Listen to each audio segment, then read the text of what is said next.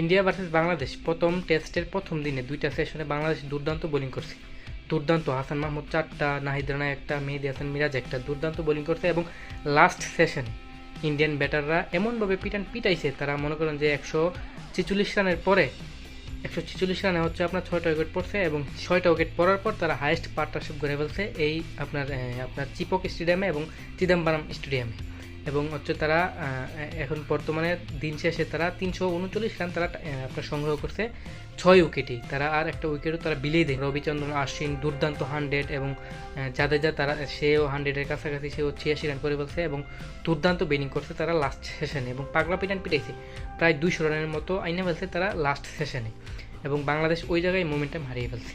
এবং দেখার পালা কালকে বাংলাদেশ কী করতে পারে। প্রথম যদি আর্লি উইকেট আনতে পারে তাহলে বাংলাদেশের জন্য ভালো, এবং যদি তারা 400 এবং 450 রান প্লাস করে ফেলে তাহলে বাংলাদেশের জন্য সেটা অনেক অনেক ডিফিকাল্ট হয়ে যাবে।